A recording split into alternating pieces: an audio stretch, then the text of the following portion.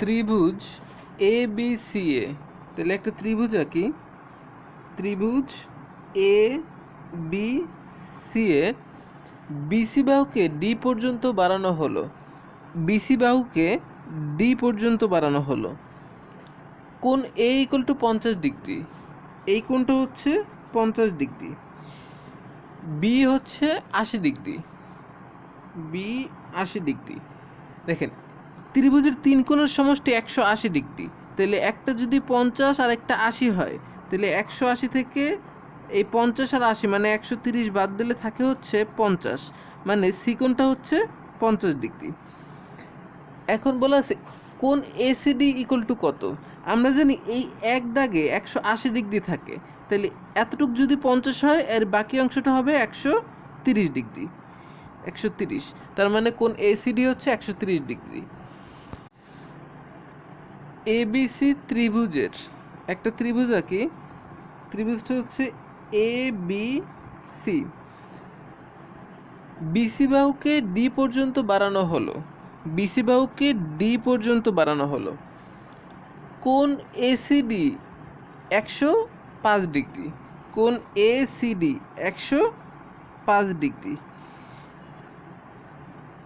কোণ বিএসি মানে বিএসি এই কোণটা, আর এবিসি মানে এই কোণটা, এই দুইটার যোগফল কত। আমরা জানি যে এই যে বহিস্থ কোণ বাইরের যে কোণটা, তার বিপরীত পাশের এই যে উল্টা পাশের এই দুইটা কোণের সমষ্টির সমান। তার মানে এইটা যদি 105 হয়, তা এই দুইটার যোগফল হবে 105। তাহলে উত্তর হচ্ছে ঘ নাম্বার, এই দুইটার যোগফল 105 ডিগ্রি। একটি ত্রিভুজের দুইটি কোণের যোগফল 100 ডিগ্রি। আমরা জানি ত্রিভুজের তিন কোণের সমষ্টি 180 ডিগ্রি। দুইটা কোণের যোগফল যদি 100 ডিগ্রি হয়, তাহলে অপর কোণটার মান কত? 80 ডিগ্রি। আচ্ছা, এখন দেখি এবং উক্ত দুটি কোণের বিয়োগফল 40 ডিগ্রি। ভালো কথা। তৃতীয় কোণটির মান কত? দেখেন আমাদের এই লাইনটার কোনো দরকারই নাই, কারণ আমরা তৃতীয় কোণটার মান আগেই বের করে ফেলছি। দুইটা কোণের মান 100 ডিগ্রি হলে তৃতীয় কোণের মান 80 ডিগ্রি। তার মানে উত্তর হচ্ছে ক নাম্বার, এই দ্বিতীয় রাশির কোনো দরকার নাই। ত্রিভুজ এবিসি এর একটা ত্রিভুজ আঁকি। ত্রিভুজ এ বি সি এর এবি সমান সমান এসি, এবি সমান সমান এসি। এখন দেখেন এবি আর এসি যদি সমান হয়, তার মানে বি কোণ সমান সমান সি কোণ, এটাই অটোমেটিক। বাহু যদি সমান হয় নিচের কোণও সমান হয়ে যাবে অটোমেটিক। এখন বলা আছে কোণ A B C equal 60 degree. কোণ এ বি সি এই কোণটা হচ্ছে 60 ডিগ্রি। দেখেন এই কোণটা যদি 60 ডিগ্রি হয়, তাহলে এই কোণটার এই কোণটা সমান, তাহলে এই কোণটাও হবে 60 ডিগ্রি। আবার দুইটা কোণ যদি হয় 120 ডিগ্রি মোট।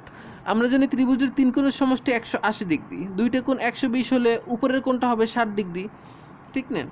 তাহলে উপরের কোণটাও 60 ডিগ্রি। যাক, এখন বলছে বহিস্থ এসিডি ইকুয়াল টু কত। এই বহিস্থ এসিডি এইটা কত। দেখেন এই এক দাগে 180 থাকে, এইটা যদি 60 হয় 180 হতে আর লাগে 120।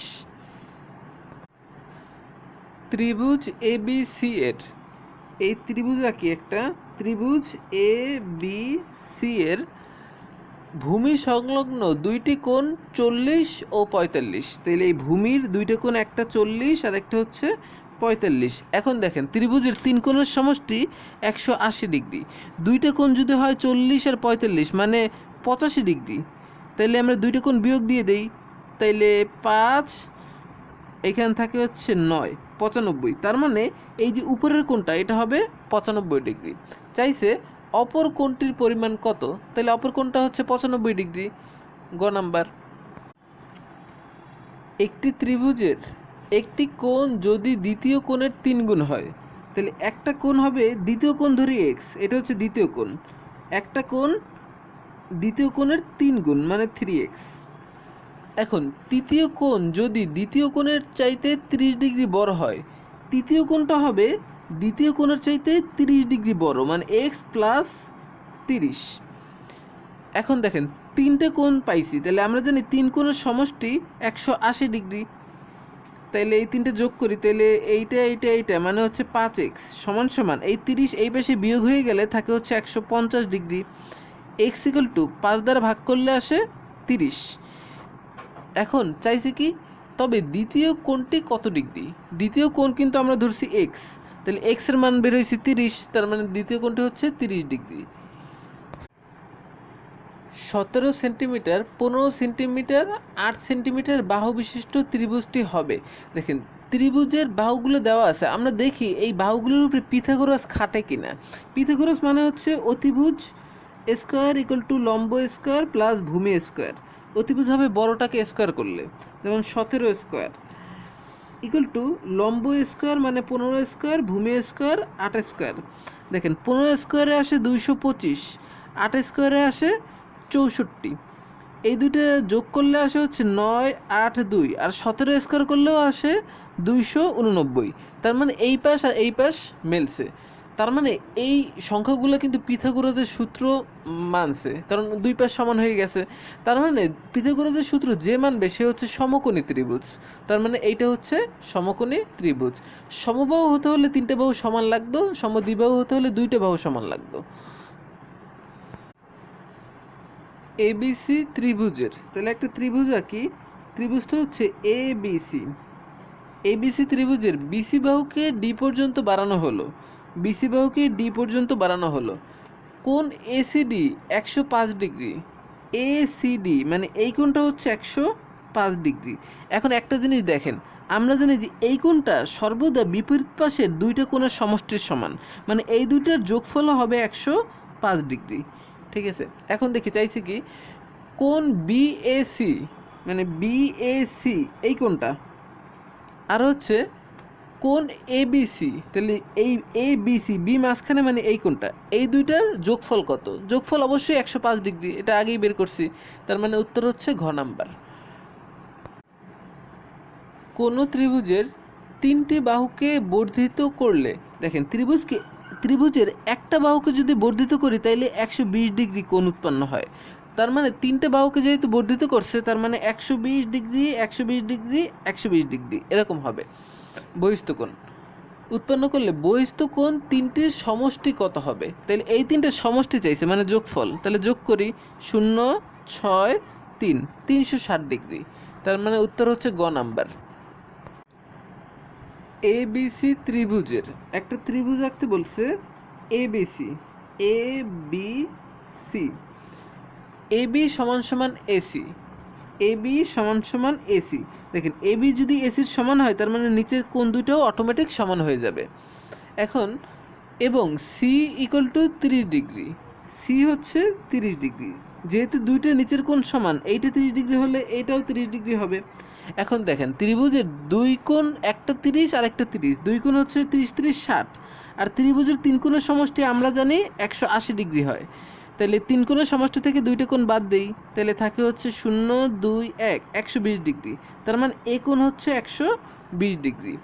চাইছে কি এই কোণের পরিমাণ কত? তাহলে এই কোণ হচ্ছে 120 ডিগ্রি, ঘ নাম্বার। ত্রিভুজের যে কোনো, আচ্ছা ত্রিভুজ একটা আঁকি। এই একটা ত্রিভুজ, যে কোনো দুই বাহুর মধ্যবিন্দু, ধরি এই একটা বাহু এই বাহু, যে কোনো দুই বাহুর মধ্যবিন্দু এই আঁকলাম। সংযোগ সরলরেখা, এইটাকে সংযোগ করতে বলছে, এই সরলরেখা তৃতীয় বাহুর, তৃতীয় বাহু মানে এই বাহুটার, তৃতীয় বাহুর কি দেখেন, এই বাহুটার চাইতে এই বাহুটা দেখতেই মনে হইতেছে যে ছোট। তার মানে দ্বিগুণ হবে না, বড় হবে না, সমান হবে না, হবে হচ্ছে অর্ধেক। কারণ এইটার চাইতে এইটা অর্ধেক। আমরা যদি ঠিকমতো আঁকি তাইলেই আমরা ভালোভাবে বুঝতে পারবো যে আসলে ঠিকই এইটার চাইতে এটা অর্ধেকই হবে। ঠিক আছে, তার মানে উত্তর ঘ নাম্বার, অর্ধেক।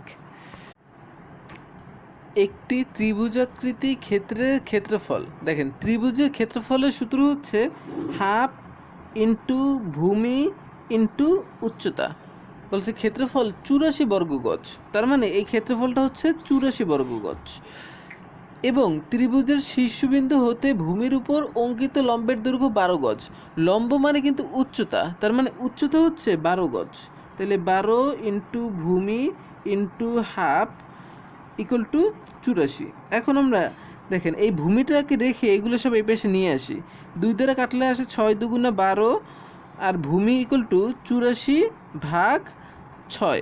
তাহলে 6 দ্বারা কাটলে 6 একে 6, 4 ছক 24, ভূমি হচ্ছে 14। আচ্ছা এখানে চাইছি কি ভূমির দৈর্ঘ্য কত? তাহলে ভূমির দৈর্ঘ্য হচ্ছে 14, গ নাম্বার 14 গজ। একটি ত্রিভুজাকৃতি ক্ষেত্রের ক্ষেত্রফল, দেখেন ত্রিভুজের ক্ষেত্রফলের সূত্র হচ্ছে হাফ ইন্টু ভূমি ইন্টু উচ্চতা, আর এখান থেকে ক্ষেত্রফল হচ্ছে 84 বর্গ গজ, তার মানে ইকুয়াল 84। এখন ত্রিভুজটির ভূমির দৈর্ঘ্য 14 গজ, তাহলে ভূমি হচ্ছে 14, তার মানে লেখা যায় হাফ ইন্টু 14 ইন্টু উচ্চতা ইকুয়াল টু 84। এখন 2 দ্বারা কাটলে হয় 7 দুগুণা 14, উচ্চতাটাকে এইখানে রাখলাম, এই 7 এই পাশে নিলে ভাগ হয়ে যাবে 7, তাহলে 7 একে 7 আর থাকে 1, 7 দুগুণা 14, উচ্চতা হচ্ছে 12 গজ। চাইছে কি শীর্ষবিন্দু হতে ভূমির উপর অঙ্কিত লম্বের দৈর্ঘ্য কত? লম্ব মানেই কিন্তু উচ্চতা, তার মানে লম্বও হচ্ছে 12 গজ। একটি ত্রিভুজাকৃতি জমির ভূমির পরিমাণ 80 ডিগ্রি, ভূমি হচ্ছে 80 ডিগ্রি, তাহলে ভূমি 80। এখন বলছে উচ্চতার পরিমাণ 45 ডিগ্রি, উচ্চতা হচ্ছে 45। জমির ক্ষেত্রফল কত? দেখেন আমরা জানি ত্রিভুজের ক্ষেত্রফলের সূত্র হচ্ছে হাফ ইন্টু ভূমি ইন্টু উচ্চতা, এটা হচ্ছে ক্ষেত্রফলের সূত্র, হাফ ইন্টু ভূমি ইন্টু উচ্চতা, তার মানে এখানে হাফ ইন্টু ভূমি ইন্টু উচ্চতা। ঠিক আছে, এখন আমরা কাটাকাটি করি, সূত্র বসাইলাম, 2 দ্বারা কাটলে আসে 40, এবার গুণ করে দিলে আসে কত? 0, 4 5 20 0, হাতে 2, 4 4 16 আর 2 18, 1800। তাহলে এখানে মিটার আছে, উত্তর হবে 1800 বর্গ মিটার, ক নাম্বার। একটি ত্রিভুজাকৃতি জমির ভূমি 50 মিটার, এই 50 মিটার হচ্ছে ভূমি, ভূমি হচ্ছে 50 মিটার, আর উচ্চতা 20 মিটার, উচ্চতা 20 মিটার। প্রতি বর্গমিটারে 1.5 টাকা হিসেবে ঘাস লাগাতে হলে, দেখেন ঘাস লাগায় সর্বদা ক্ষেত্রফলে, তার মানে আগে ক্ষেত্রফল বের করি। ত্রিভুজের ক্ষেত্রফলের সূত্র হচ্ছে হাফ ইন্টু ভূমি ইন্টু উচ্চতা, তাইলে 2 দ্বারা কাটি, 10 দুগুণা 20, 500, এটা হচ্ছে ক্ষেত্রফল। এখন ক্ষেত্রফলে আবার 1.5 টাকা হিসেবে ঘাস লাগাইছে, তার মানে এই টাকাটা এই ক্ষেত্রফলের সাথে গুণ হবে 1.5 টাকা। এই এখন গুণ করলে আসে কীভাবে? 15-র সাথে এই 5 গুণ করি, 5 15 75, আর 3টে শূন্য বসাই, আর যেহেতু 2 ঘর আগে দশমিক, এই 2 ঘর আগে দশমিক দিয়ে দিলাম, মানে 750 টাকা, উত্তর ঘ নাম্বার। একটি ত্রিভুজের 3 কোণের পরিমাণ যথাক্রমে 50, 60, 70 ডিগ্রি হলে 3 কোণের পরিমাণ, দেখেন প্রত্যেকটা কোণের পরিমাণই 90 ডিগ্রির কম, কারণ 50 ও 90-এর চাইতে কম, 60ও কম, 70ও কম, প্রত্যেকটা কোণ যদি 90 ডিগ্রির চাইতে কম হয় তাইলে তাকে বলে হচ্ছে সূক্ষ্মকোণী ত্রিভুজ। ঠিক আছে, তার মানে উহা কি ধরনের ত্রিভুজ? উহা হচ্ছে সূক্ষ্মকোণী ত্রিভুজ, খ নাম্বার, যেহেতু 90 ডিগ্রির প্রত্যেকটা কম। এখন স্থূলকোণী হবে কখন? যখন এই 3টে কোণের মধ্যে একটা কোণের মান 90 ডিগ্রির চাইতে বেশি হবে, তখন হবে স্থূলকোণী। আর সমকোণী ত্রিভুজ হবে কখন? যখন 3টে কোণের মধ্যে যে কোনো একটার মান 90 ডিগ্রি হবে জাস্ট, তখন হবে সমকোণী ত্রিভুজ। এখানে উত্তর খ নাম্বার। সমকোণী ত্রিভুজের, দেখেন সমকোণী ত্রিভুজের একটা কোণ সর্বদা 90 ডিগ্রি থাকতেই হবে। ঠিক আছে, এটা হচ্ছে সমকোণী ত্রিভুজের একটা নিয়ম, যে একটা কোণ অবশ্যই 90 ডিগ্রি থাকতে হবে, এবং অপর দুইটা কোণের সমষ্টি হতে হবে 90 ডিগ্রি। যেমন এইটা হইতে পারে 80, এটা হইতে পারে 10, অথবা এইটা হইতে পারে 70, এইটা হইতে পারে 20, মানে মোট মিলেই তাইলে ত্রিভুজের 3 কোণের সমষ্টি 180 ডিগ্রি আসে। 90, 80, 10 180 ডিগ্রি হয়, আবার 90, 70, 20 180 ডিগ্রি হয়। এখন এরকম হয় আর কি সমকোণী ত্রিভুজের কোণগুলা। বলছে অতিভুজ সংলগ্ন 2টি কোণ, অতিভুজ মানে এইটা সংলগ্ন যে 2টা কোণ, প্রত্যেকটা কী কোণ? প্রত্যেকটা অবশ্যই সূক্ষ্ম কোণ, কারণ প্রত্যেকটাই 90 ডিগ্রি চাইতে ছোট, আর 90 ডিগ্রি চাইতে ছোট কোণকে বলা হয় সূক্ষ্ম কোণ, এই জন্য খ নাম্বার হবে উত্তর। কোনো ত্রিভুজের বাহুগুলির অনুপাত নিচের কোণটি হলে একটি সমকোণী ত্রিভুজ আঁকা সম্ভব। দেখেন সমকোণী ত্রিভুজ আঁকতে হলে অবশ্যই পিথাগোরাস মানতে হবে, মানে হচ্ছে অতিভুজ স্কোয়ার ইকুয়াল টু লম্ব স্কোয়ার প্লাস ভূমি স্কোয়ার। এই সূত্র মানতে হবে। তাহলে দেখি আমরা নিচের কোনটা এই সূত্র মানছে। অতিভুজ হবে সবচেয়ে বড় সংখ্যাটা, বড় বাহুটা। তাহলে খ নাম্বারটা দিয়ে ট্রাই করি।